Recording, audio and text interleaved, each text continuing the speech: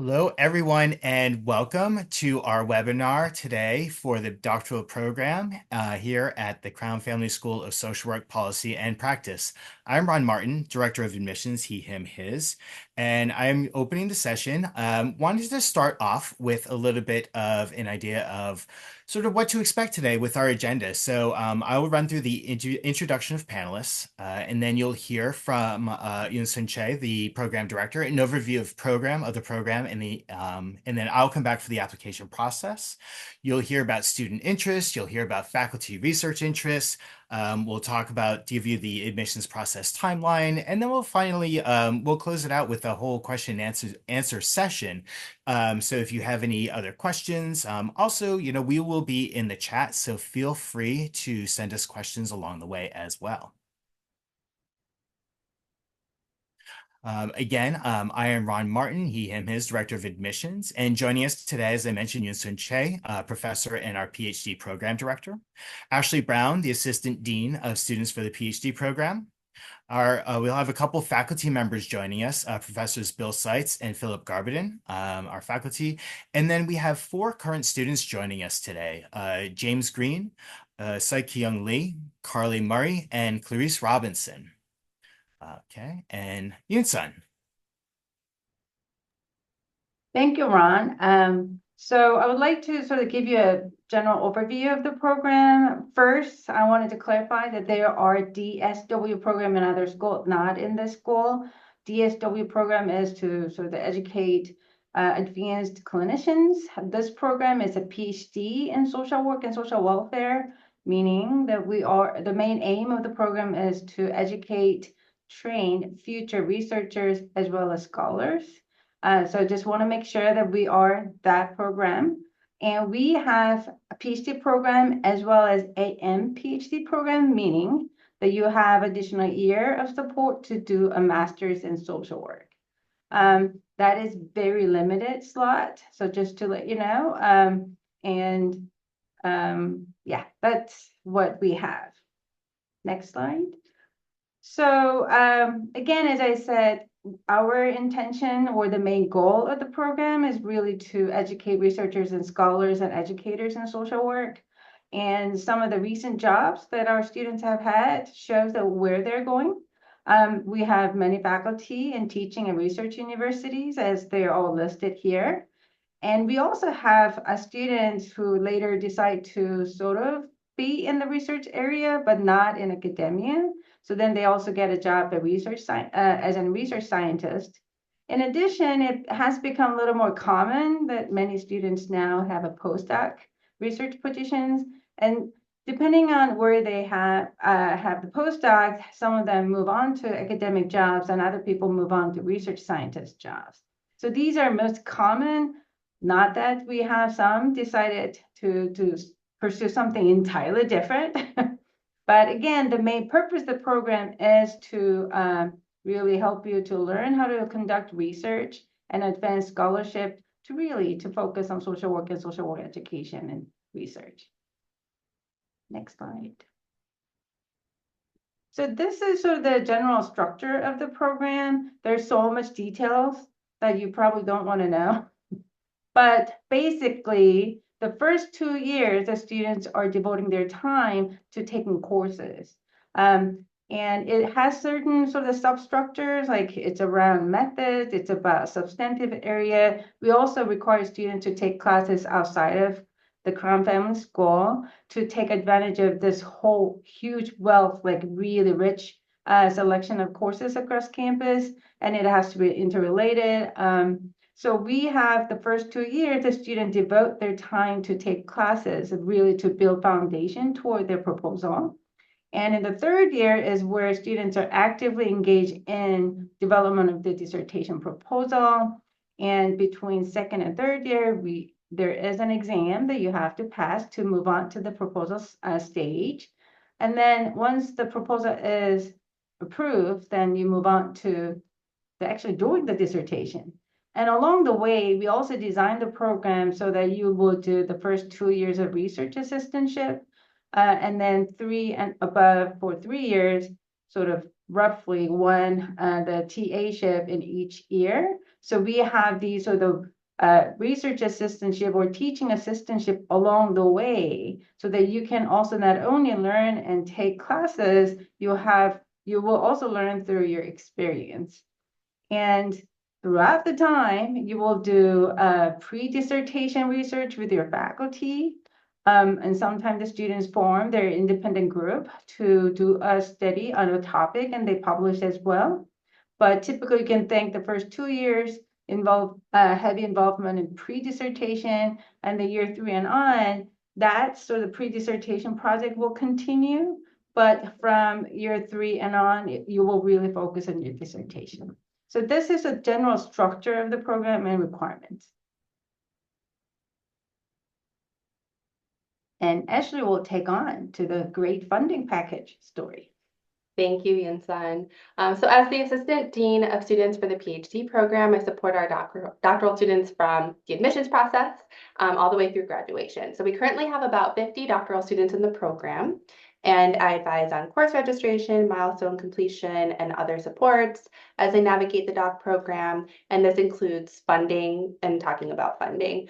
Our incoming students have 6 years to complete the PhD degree, and our dual degree, master's, PhD students have 7 years to complete the degree. So during this time, our students are fully funded. So this upcoming academic year, Crown doctoral students will receive an annual stipend of $46,350. And they'll also receive annual tuition, health insurance, and graduate student service fee coverage as well.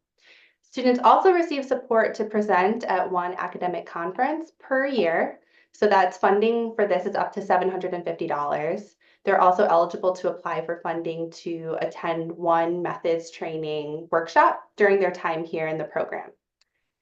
Students can receive additional benefits when they are serving in a teaching or a research role at the university. Those can include transportation assistance, dental vision care, retirement planning payments. There's also childcare stipends that they can apply for. So we encourage you to review the collective bargaining agreement for more details about those additional benefits, and that can be found on the Office of the Provost's website.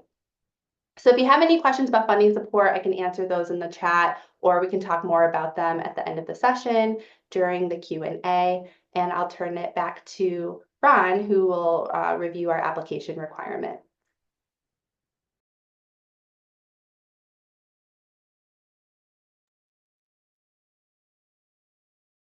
Okay, now thank you, Ashley. So we have our website link here to the doctoral application process, and that will give you more instructions and more details to the application. But just generally speaking, so just quickly, so all applicants, we would want to have a candidate statement, and the prompts are on the website, and you'd see them at the link. We also ask for either a comprehensive resume or a CV, if that makes more sense for you to submit that instead. We asked for an academic writing sample, so 25 pages at most. I know Yoonsun will probably say a little bit more about this in the upcoming slide. But one thing, if it is a published paper, you really should be the first author. If you are not, it can sort of be a little complicated trying to figure out like what is actually your part of the published paper. Was your part of the writing sample? So it can be hard to distinguish. So single author is really great, but again, if it is a published paper, multi-author, you really should be the first author. It gives us a better sense of your writing. Transcripts, so all bachelor's transcripts and the master's if applicable. So obviously for those who might be applying to the AM PhD portion, you might not have master's transcripts, but should you, please, yes, submit the bachelor's and master's transcripts. Now what's really nice is you can upload directly the candidate statement, the resume, the writing sample, and copies of your transcripts directly into the application as you are completing it and when you go to submit it, you can upload those. So we do not need the official transcripts at this point. Just photocopies or uploaded copies are fine. But if you are uploading copies, please be sure to include the back, the key that gives the grade key. That can be really important, particularly for programs that are not using a 4.0 scale. It can be very, very helpful to discern what your grades sort of are in relation to that grading scale. So something to keep in mind. For those who might be applying from an institution outside the US, there could be other documents. So there could be mark sheets, there could be transcripts, there could be a separate degree certificate. So copies of all of those materials that are relevant to show what the classes are and that you completed your degree should be the things that you upload. So I hope you find that helpful. We also asked for 4 letters of recommendation. So preferably they're all going to be academic. They're going to speak to your capacity to do doctoral level work, but also research, right? So those are the types of recommenders that you were going to be looking for. So they're preferable. Now, sometimes, if you've been out of school for a while, maybe academic references aren't, it could be a bit of a stretch. But, Yoonsun can talk a little bit more about, we can talk a little bit more about the types of recommenders that you might consider. And then for this season, the GRE is optional for this cycle. So you won't, you're not required, you're not obligated to submit it, but if you have scores and you would like them to be seen by the committee, for later review, so you can submit the GREs as part of your application. And with that, Yoonsun will provide a little more detail as to what the committee is actually looking for in these individual documents. Right. So I think most of the time that this page is one of the most important, so the information the students are looking for. So let me elaborate on each point a little bit. So for the foremost important is the personal statement. So you really wanted to demonstrate who you are, what is your interest, what is your practice or research experience that motivate you or prepare you to pursue a doctorate degree, a couple of Crown faculty that you want to work with, and what you want to do after you finish. So this seems like good summary, but then as you can imagine, there's such a variability across prospective students and applicants, how they actually write personal statement. And I want to really emphasize that this is where you wanted to show your ability to think independently. We sort of expect about 4 pages. You don't want to go on too long. We do read hundreds of applications. So, if you spend like so many pages, it's going to be really hard to read. So you want to be efficient. And then also what we have noticed for the past several years is that prospective students start to spend lots of time describing their personal background, and which is important, especially if that relates to your research question, like your work experience and how that motivate you to pursue a certain area of interest. But if that's like most of your statement without really showing your way of thinking, the way you critique the system and how you wanted to do the work to really make the changes, that would be really hard for us to know how smart you are, so to speak, and how your readiness to pursue a doctorate degree. Because at the end of the day, this is academic program.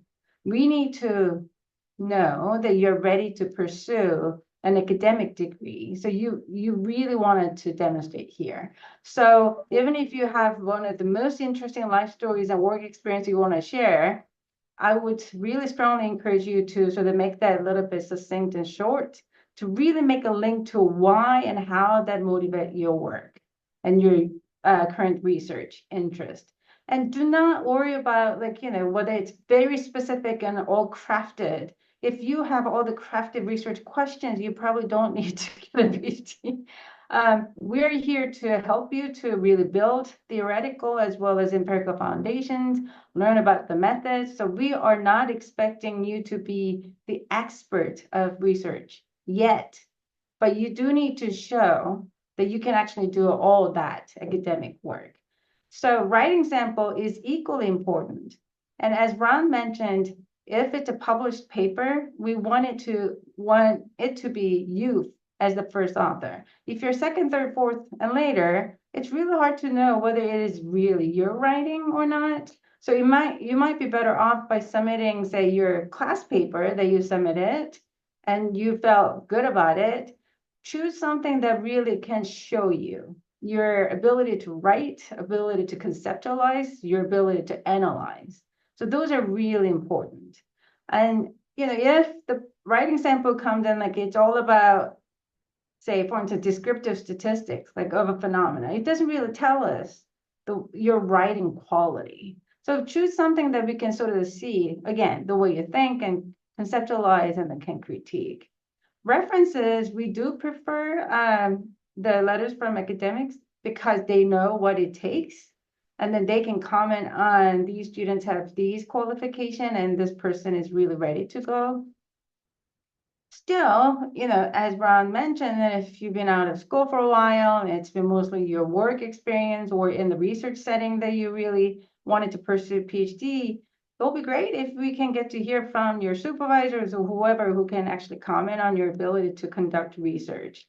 So the reason that, again, the academic letters are important is that this is school, this is academia, this is educational institution. So we do want sort of the support or evidence that you will do well at school.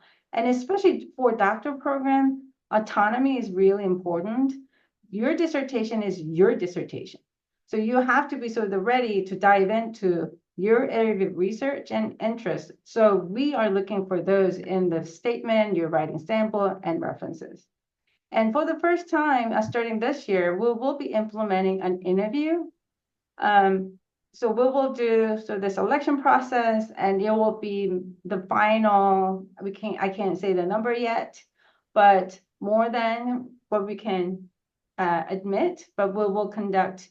We'll interview the top contenders, so to speak, in sort of around early February 2025. Thanks, Yoonsun. Before we move on, I kind of want to ask you sort of two questions that I know that we receive often. Yeah. And the first question is when we talk, and they're both about the writing sample. When we talk about the writing sample, and we say 25 pages, does that include a bibliography or endnotes, or is that 25 pages of writing? No. The short answer is no. The reference letter will not really tell us how you can write. So you can include, and we're not going to look at it. It's really the main text that you submit that we're going to see. And that's sort of the 25 pages. Again, I think, think about what we wanted to learn about you and know about you. So don't get sort of caught up with the number of pages. So even if it's like 10, 15 pages, that really can show you your ability, that's what we want. Thanks. And that actually also answers the second question is, do you have to submit 25 pages? No, it's up to. You can submit 10, 15. It really is a sample. And then the other thing is if it's a piece of, say, a longer chapter or a piece, you're submitting a segment of a larger piece, a front page explaining what the writing sample is from, if it was for a class, can be super, super helpful for understanding and giving some context to the writing sample. So that could be something that you consider including with the writing sample as well. Yeah, definitely, because that will really help us to know where this piece is coming from and why you decide to say cut this part to show us. So that, again, I think about the purpose. It's not just that this is one of the things that you need to submit. Think about how you're going to really tell us who you are and the way you think. Thanks, Yoonsun. So we have a range of faculty and students, and one of the strengths of Crown is that we are so diverse in terms of disciplines and methods and what we are researching. And like I learned all about housing in the last few years. Not that I'm the expert. So it's a very dynamic place, and we have a whole range of students who are interested in multiple things. And I wanted to introduce our students here. Next slide.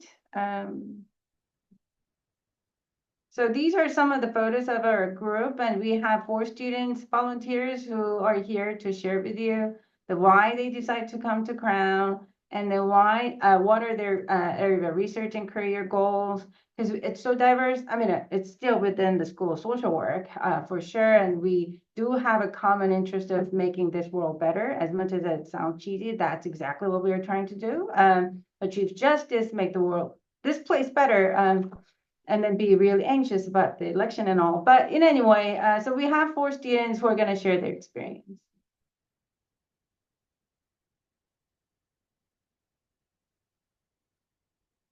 And also you can find out all of our faculty on the website.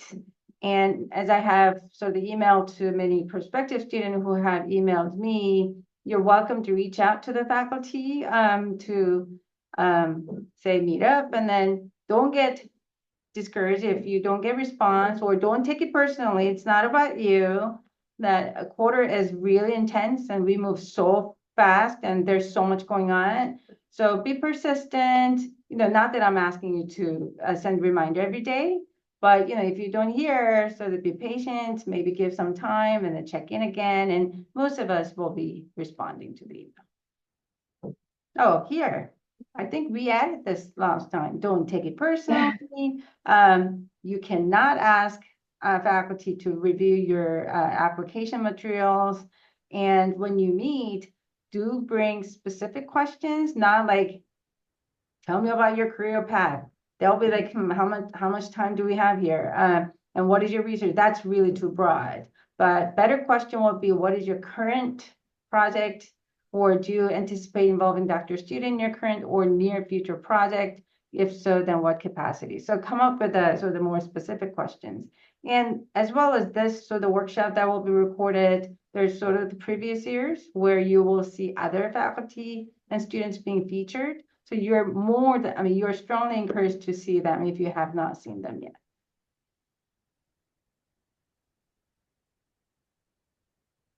Ron, could we go back to the student slide? And I'm looking at our current students and I'm seeing James first. Would you be willing to get us started and sharing a little bit about your experience? Yeah, no problem. Thank you. Hi, everyone. My name is James Green. I am a fifth year PhD student here at Crown. And I decided to come to Crown because of the relationships that I was able to form with faculty over the experience of being accepted and visiting. Initially, I came here for research interests that I'm no longer doing. So that is maybe less helpful, or actually maybe helpful to know that your research interests can change during your PhD, and that is totally normal. But ultimately, it was the relationships that I was forming with the faculty here that really drew me over other schools that I was accepted into.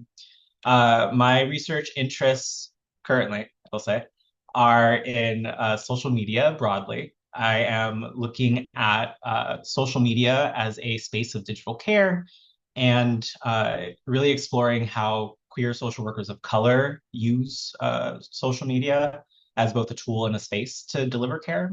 And outside of that, I'm also very interested in school-based mental health research, and a connecting through line of my research is just places of care. Where are we giving care to marginalized people?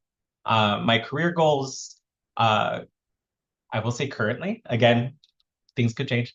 Currently, I'm really interested in teaching. It's something that I've done prior to enrolling into the PhD program, something that I've really loved while being here. And some place that I see myself being is at a teaching focused university where there is research being done as well, but the relationships between students are prioritized. So that is me. Feel free, prospective students, to email me if you'd like. I will drop my email in the chat.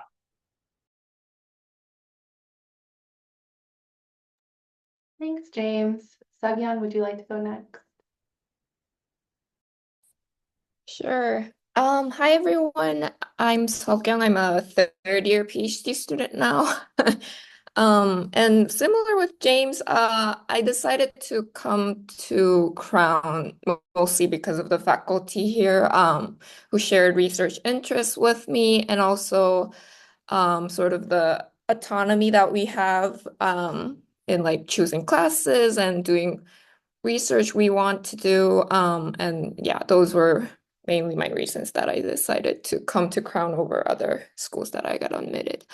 My research focuses on sort of how people perceive, experience, and are influenced by the welfare state and its policies, with a specific focus on work-family policies and childcare policies, and also how like structural factors shape those attitudes, experiences, and well-being. My career goals, I um, would like to apply for like tenure track positions or postdocs when I graduate. And I'm also happy to chat with prospective students, and I'll also put my email on the chat. Should I call in someone? I can chime in if that's okay. Clarice. Hi everyone, my name is Clarice Robinson. I am a third year AM PhD student. I finished the AM in June or May. Time is like floating right now because I'm working on my dissertation proposal, but I'm a third year AM PhD student. I decided to come to Crown for a few reasons, but I'll be brief. Um, as others have said for the faculty, so there were about 4 or 5 faculty that really aligned with my interest. And I thought that that was like a real positive, because some of the other schools that I applied to, there was only 1 or 2 faculty, and sometimes faculty move or they get tenure in other places. So that was really appealing to me to have so many faculty that I could potentially work with. And I also was able to have conversations with, I think, at least 2 or 3 of those faculty. So that really solidified like it could be a good place for me to grow as a scholar. I also moved here from New York City, and so I knew that if I wasn't going to stay in New York City, which I love, then I wanted to also be in like a big city that was diverse and affirmed my identity, and that had like, a lot of things that I could do outside of school. And I also decided to come here because of the funding, and the funding was pretty competitive. So yeah, I think that's it. Regarding research interest and goals, so currently I'm interested in hopefully doing a dissertation that looks at how the experiences of jail become embodied in become embodied. And so I'm hoping to kind of possibly go back to Rikers Island, which is where I did where I did some research before I started my PhD, though I'm not quite sure yet, but I'd love to see how like the experience of jail and all of that, like how it shows up in the body and how people use somatic experiences to heal. And my career aspirations, I'd love to be a tenured track professor at a R1 school, either in social work or public health, or if there's some type of joint appointment, I'd be really excited about that. And I will also, I think the website is updating, so I can also put my email in the chat for folks who want to talk about the AM, the AM PhD and get that perspective, or just the PhD in general. I'm not quite sure who's next. Carly. Hi, nice to see everyone. My name is Carly. I use she, her pronouns, and I'm a second year student now. Um, why did I come to Crown? So I actually um, was a master's student back when it was SSA. And so I had had some experiences with faculty and overall the culture, and knew that one thing that I was really drawn to is that it was a very interdisciplinary environment. I will say, I think it's important to note that I did not, my first round, I applied a couple of times. So I knew I wanted to come here.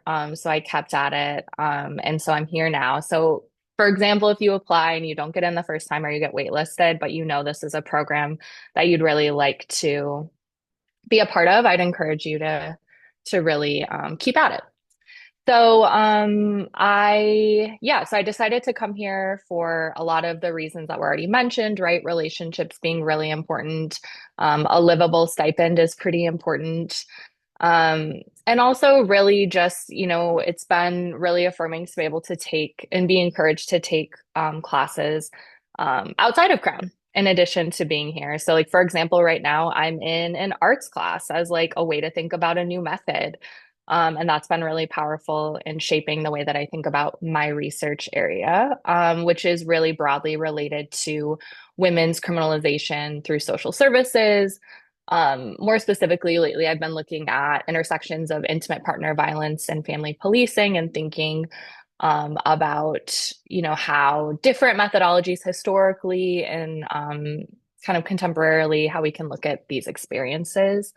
So yeah, I'm happy to talk to anyone. I'm not quite 100% about my career goals. I do work with students currently as a field consultant, so I realize how much I love working with students. So I know a lot of it will be based in teaching, but we'll see kind of how it manifests beyond that. So yeah, I will plug my email into the chat. Happy to talk to anyone if they have questions.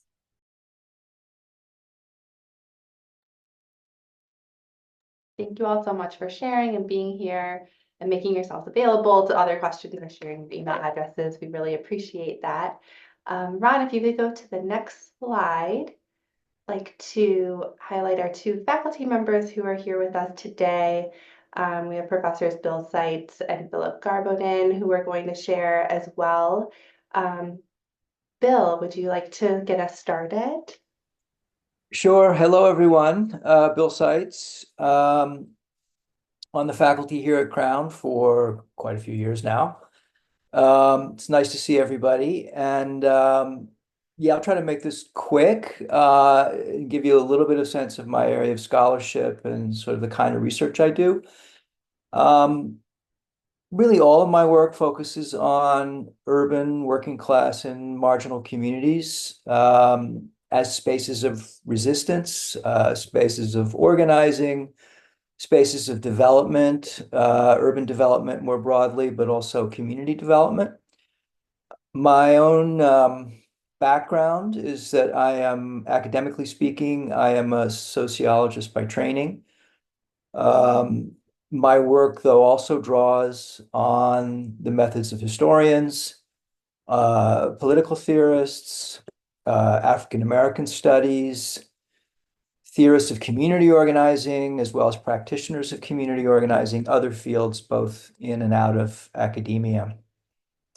So what does that really mean? It means, in terms of the research I do, some of it is archival in nature. I have done a sort of historical case study of a group of Chicago experimental musicians looking at their work through the lens of community culture in 1950s Chicago. Some of my work has been observational or participant observational, focusing on current or recent social movement campaigns or community organizing efforts. A lot of my work has also been focused on theory development. The empirical work often takes a kind of case study approach. So, as I said, sort of social movement campaigns or particular policy conflicts, sometimes around housing or around urban commercial development projects. A lot of it's been focused on New York and or Chicago. And I take both a kind of local and sort of translocal lens when I look at the work that's being done in those cities. In terms of, where students fit into this work, my students have been involved in really various ways with different pieces of this work. A lot really depends on what I happen to be working on at the moment, and also kind of where they're at in terms of their skill development, their kind of intellectual development. Sometimes students help me with reading work and talking about it, trying to kind of tackle a new field or a new literature. Sometimes students help me directly with field research. A current Crown doctoral student is right now working with me on community engagement forums, which have been happening in Chicago around the commercial development of a new casino in the city of Chicago and how community and neighborhood groups have responded. It really does, as I say, depend on kind of my own agenda, but also really on sort of what students are ready for and what really is most productive for their own intellectual development. In terms of teaching, I don't know if I'm supposed to talk about that, but I also teach in the doctoral program.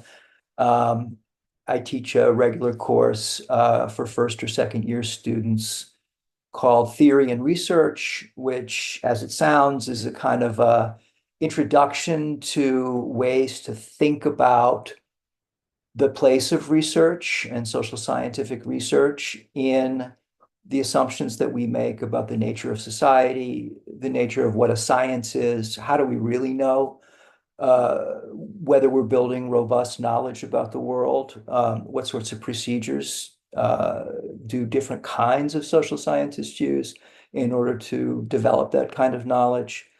Um, and it's a fun class, and I love the discussions that we have in that class, and I really do genuinely, even though I've been teaching for a long time, I really do learn myself from that class as well. I also teach sometimes a course called Urban Politics and Community Action, which, as it sounds, is kind of closer focused on my own sort of substantive areas. And if people want, to hear more about these things, either my research or the teaching I do here, folks should feel to reach out to me via my email.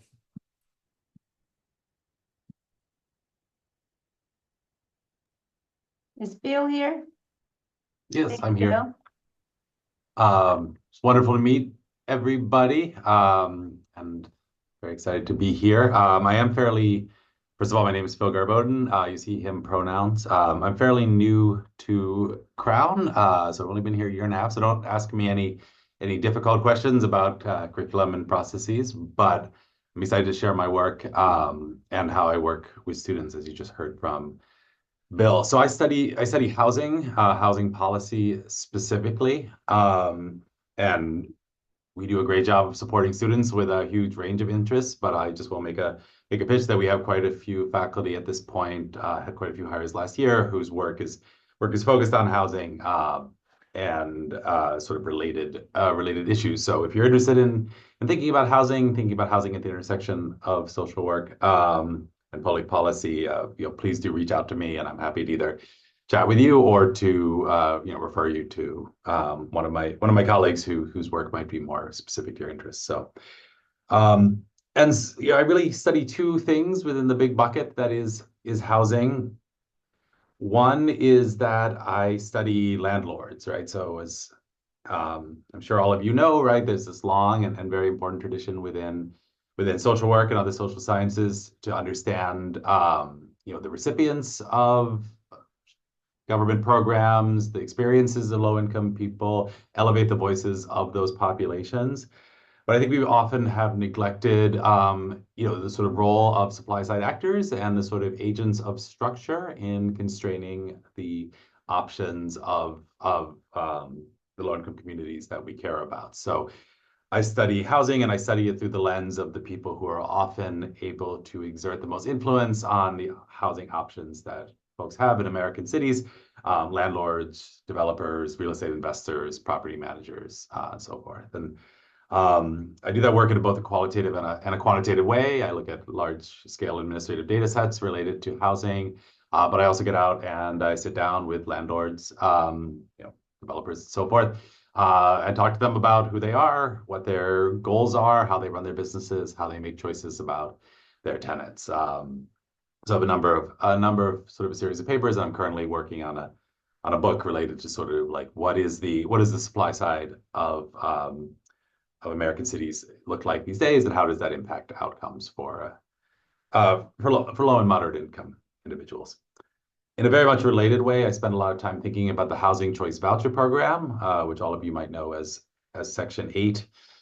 This is a program where the government essentially subsidizes the rent of very low-income families in, for the most part, privately owned and operated housing. Right, this is very different from public housing, where the government owns and operates buildings that it keeps to be at low incomes. This is a much more distributed form of social policy, where families have to seek housing in the private market to utilize their vouchers, and for the most part have a very hard time doing so, and have an increasingly hard time doing so over the last decade or so. So I work with the Department of Housing and Urban Development, HUD, on a number of projects to think about how that program can be made better in ways that ultimately fulfill its potential promise.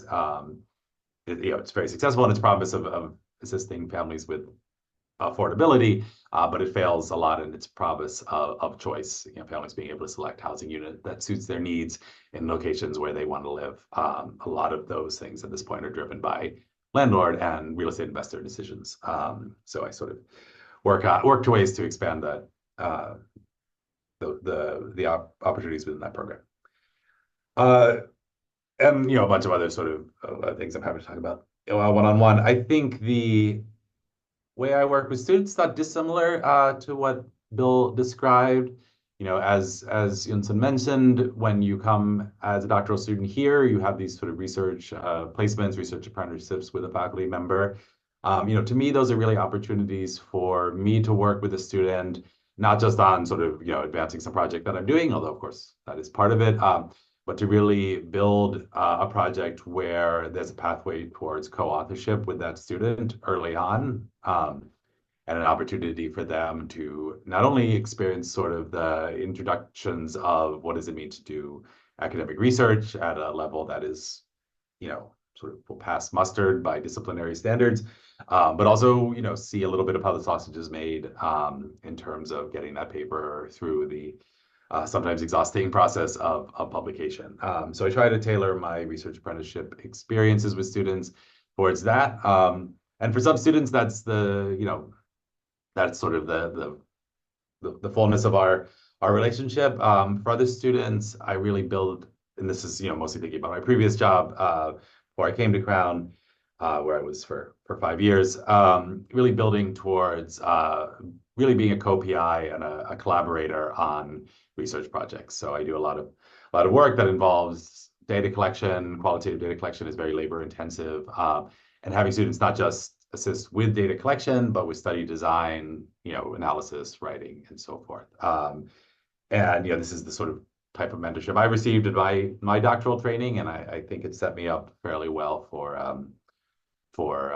faculty jobs where you're expected to do all these things that aren't necessarily covered in coursework. So, but the primary goal, I think, and I think I share this with many Crown faculty, is to assist students in producing research projects in collaboration with faculty, so that then when they're doing their dissertation and their own course of study, that they're able to produce research products, publications with sort of their own accord. So happy to talk about anything and everything and answer questions and whatnot, but that sums me up.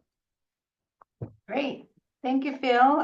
And also just to give you a sense of how diverse we are, I also wanted to briefly mention what I study. I have an MSW. I worked as a social worker for 4 years before I went back to graduate school for a PhD. I worked as a psychiatric social worker. I also worked at a foster care. And those experiences were the main sort of forces for me to do what I do now, which is like family process, and then look at how family deal with sort of all the forces, if you will, of culture, race, ethnicity, and socioeconomic status and all that, and how that shapes family process, and with a focus on Asian American families. So I'm doing primarily survey research. I've been following families, about 800, so like parent and a child. So diet, about 1,600 people since 2014. And hopefully 5 more years. So about like 15 years spend. So the way started when the children were between 12 and 17, sort of covering the early as well as late adolescents, and we're following them. Because we often talk about like, oh, my kids are becoming Americanized. They're growing up American, and that does scare parents. And we wanted to sort of balance what's the right, so the dose, if you will, of acculturation versus maintenance of your culture. And is it really like the two, or are they really creating a hybrid? And which I have found that the immigrant families are creating a hybrid, culturally hybrid family process. And then how that influences the adolescent development as well as a long term as they're entering young adulthood and later. One of the reasons that I focus on Asian American families is because I work with them as a social worker, and also their mental health problems has been skyrocketing. They may look fine or they may behave fine, but then their mental distress is pretty serious. So I do all these work, and my students, depending on when they come to work with me, if it's in the early stage, they participate in the sort of survey constructions, or that if they're in the middle of data collection, that they get involved in that process. They learn a lot about the data collection process.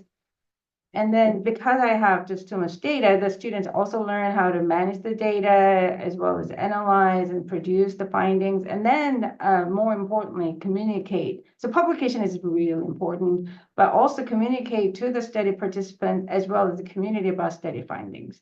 Because my ultimate goal is to guide parents and then as well as adolescents what's the best way to establish strong and positive relationship, really to produce positive adjustment and good outcomes. So students are also involved in that too.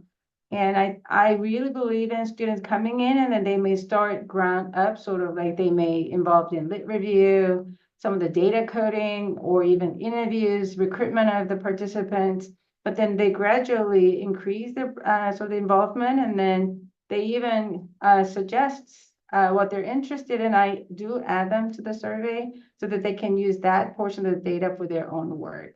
So I really see this as a collaborative process. I see my team as a family. We have grown really big and they're really nice. And I have seen students coming in as a master's students continue to PhD, and now they're collaborators on my project as investigator, not just like who used to be my student. So I believe in development of students and as an academic as well as scholar. So that's what I focus in my mentoring. So that was my little bit of short talk. So Ron, are you moving on to, okay, application and timeline? Or do you want me to? Yeah, would you like me to take it? Yeah, sure. Yeah, sure. So the application deadline typically is December 1st. December 1st falls on a Sunday this year. So given that it falls on the weekend, we will accept applications until midnight. Well, I guess that would be December 3rd. So through December 2nd, that's the deadline. So 11:59 on December 2nd would be technically the deadline for the application this year. And so after that, there is a faculty review process from December through February. As mentioned earlier, there will be an interview process this year. So selected candidates will be invited to the interview. We should then have decisions announced by mid-February, and then we'll have some admitted student days. This is in a virtual format, make it a little easier on everyone's travel plans, but it will be virtual format, and that will be on March 3rd of 2025. Is there anything to add to that? No, I mean, that sounds really great. Again, the virtual, so the interview will be in, I would hope to have it done in the first and second week of February. That's the hope. We need to go through and review, but that's sort of the timeline. And I do see some questions in the chat. We don't have an age limit for applications. We don't even know how old you are. We just read your statement and then application. And Yeah, I think Emma answered this in the chat. I'll just also verbally confirm. So the candidate statement, the resume, the writing sample, the names of the recommenders, and the copies of the transcript should be uploaded prior to submission of the application. The letters of recommendation, the notification will go out to recommenders right as soon as you include their name and their email address. So also keep in mind, you should reach out to your recommenders maybe first, because you might not want our email request to be their first notification that you're asking them for a recommendation. So I would maybe recommend that. But the letters of recommendation will be uploaded directly by the recommenders later. And so that's fine. But everything else should be submitted as a part of your application when you submit it. And also let me reply to one of the questions, and then we'll go to Saeed. That whether you, in your statement, whether you need to discuss the gaps in the existing literatures and what you want to do. Well, if you know it all, that'll be great. but that's not what's expected. Some of the students, applicants have worked extensively in an area like, or as a researcher before pursuing PhD. So they may actually have a lot to say. These are some of the gaps in the literature. I want to pursue that. That's fine. We don't penalize at all. But equally, we don't penalize or like, screen out applicants who may not know all that yet, and that's fine. Again, I think basically what we're looking is that your potential as a critical thinker and your sort of analytic abilities, and then it has to make sense why you want to do what you want to do and how you want to do it. So the roughly things, again, as you have heard our students saying, that things can change, and not like from like a whole like drastic change, because that will take up too much of your time.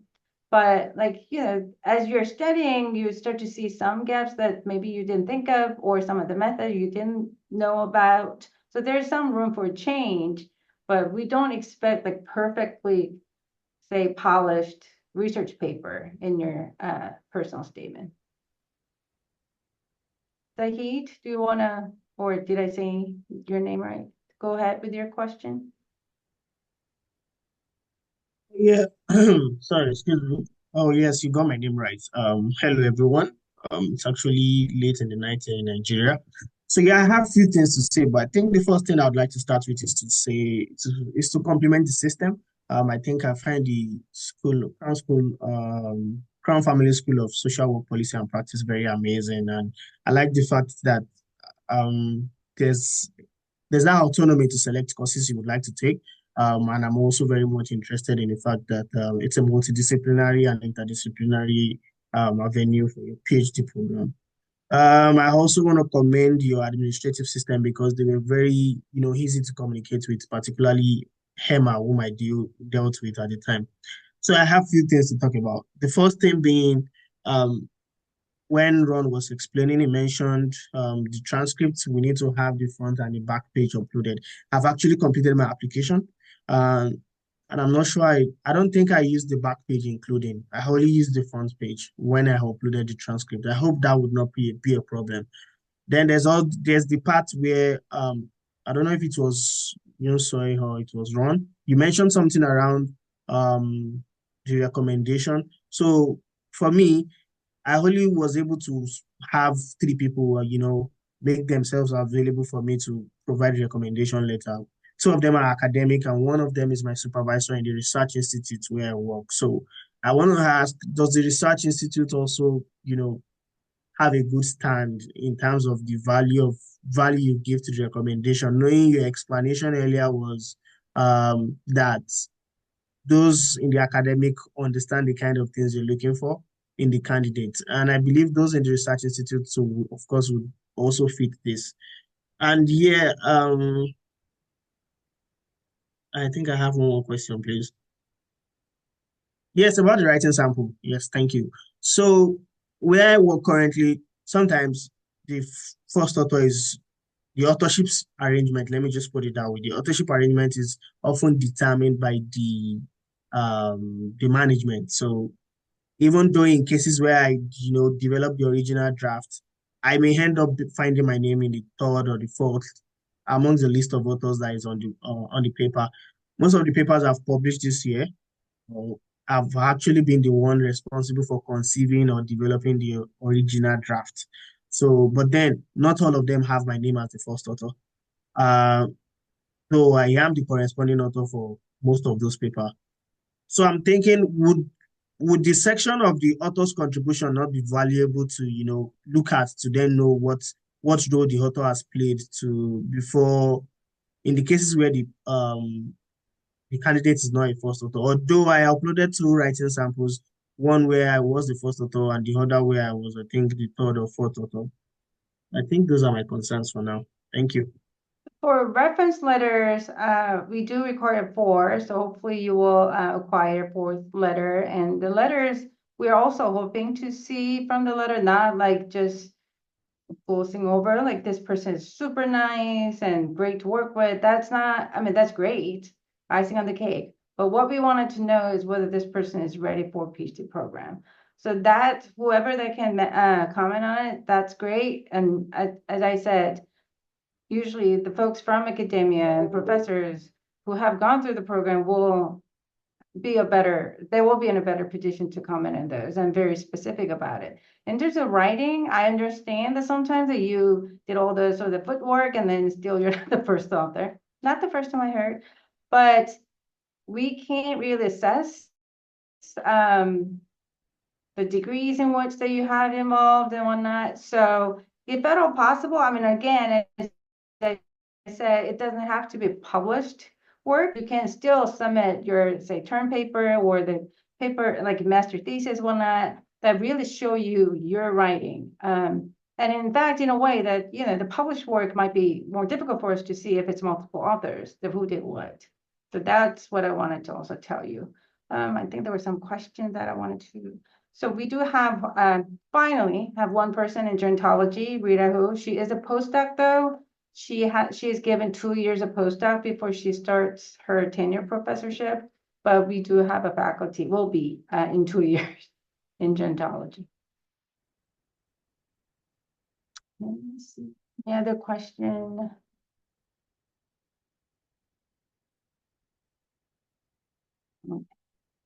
Anything else? No other questions right now. Are we being so extremely efficient that we're done in an hour? Exactly done in an hour. Yoo-hoo.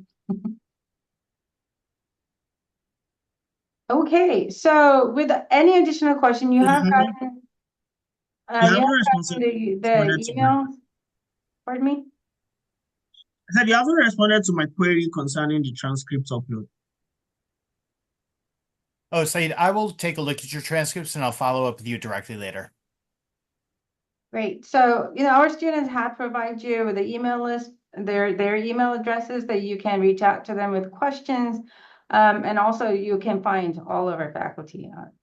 Oh, Ashley, you'll be the last question. Take it away. Thank you. Last but not least, so I just had a question. I was curious as to about how many applications you guys are receiving per year on average. So we have, let's say, of course, it changes from year to year. But roughly speaking, anywhere between 120 to 160. And then the number of incoming class will also vary from year to year. And it has been somewhere between 5 and 8. Thank you so much.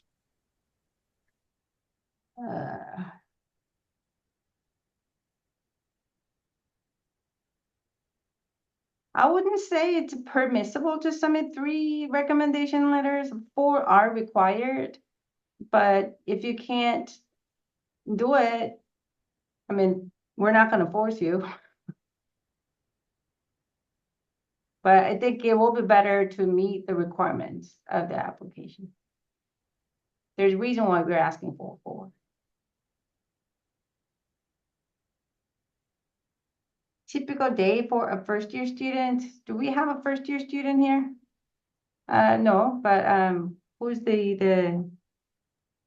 The current students have left.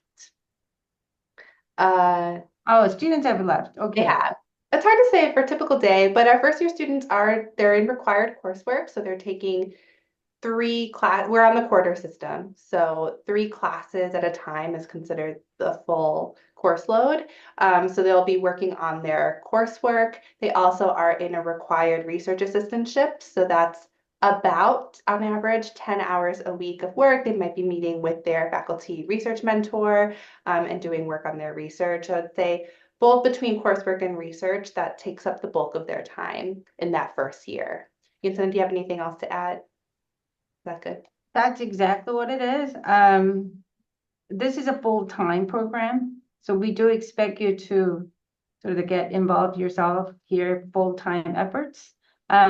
I know some people work 60, 80 hours a week. If you can do it, that's fine. But we only expect you to be full-time, like 40 hours a week type. But then, yeah, I do way more than that. So. Armando? Yes, hello everyone. I just have a quick question regarding the interview process. It's a new edition, and I'm wanting to learn more about what inspired this new edition, and also what are some things that you might want to learn about PhD applicants through this new process. So the interview, in-person interview has been added to many, many schools, and we are one of the sort of in the tail end of things. So this is new practice, and we will get, I mean, we are still in the process of sort of constructing. We kind of know what we're going to do in the interview, but we will sort of have a set of questions we're going to ask everyone, and then sort of wanted to meet up the students.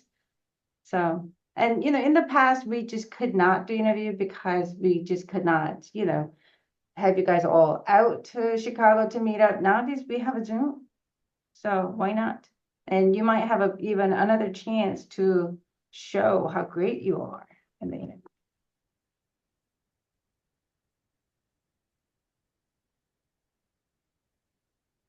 Anybody else? Sahid, do you have a remaining questions? Yes, I do. Sorry for troubling. You mentioned, you explained about the references again. I think you emphasized that it has to be four. Yeah, I think I did get four referencing, or the referees. Well, I had to speak to a team lead whom I had worked with before, to please just, take up the position since I actually couldn't get a lecturer to do that for me. Because sometimes, or most times in my country, it's always difficult to have, you know, academic lecturers take their time to start responding to applications, referee applications for students. It's going to be like a whole workload for them because they usually take a lot of students under them. So it's quite challenging to have them do this. And it's only very few of them that make themselves available. So, like you said, I think what the key point or the crux of the conversation around the referee is someone who can actually describe the capacity of the candidate, right? Mm, yeah. I mean, again, I think as Ron said, when you are, say, submitting writing samples, instead of just submitting up, if you have a cover letter or just even a page, it doesn't have to be too formal. Just describe what it is and your involvement and things. That should be helpful. Reference letters, you can also describe, because we have a sort of the section where you can describe, like if you had a like undergrad, couple of struggling years that you overcome, you wanted to make extra comments about like what happened, and then like you're welcome to describe to give us a sense, because we all have a sort of we all understand, we all struggle at certain points in time. And it might have been in your undergrad and you might have struggled, and or that you chose a different whatchamacallit, major, and you really super struggle, but then you found new calling. Woo, nice. So if that's what happened, let us know. We're not going to penalize you for just looking at the final GPA and like, not good.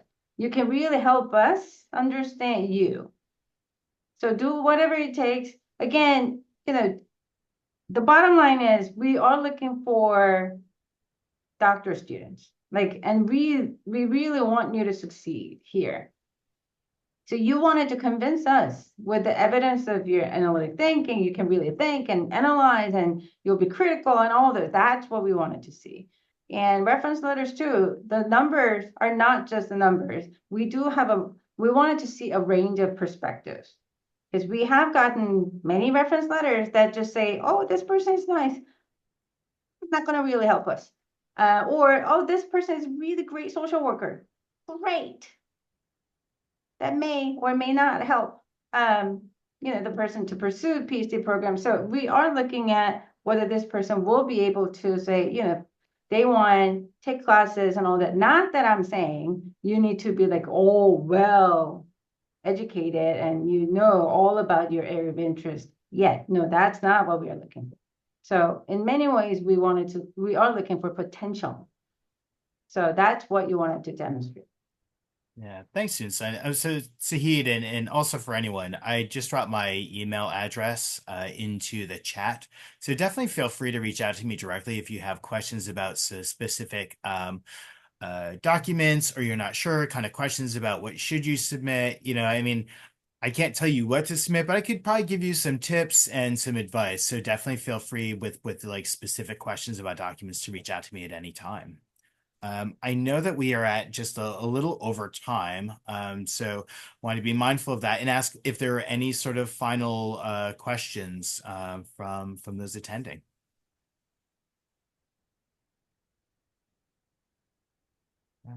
Evelyn, glad you're here. Thank you so much. And I'm All coughing right. because I was like, So, talking like yeah, this. thank you everyone for attending. We will be posting this on our YouTube page.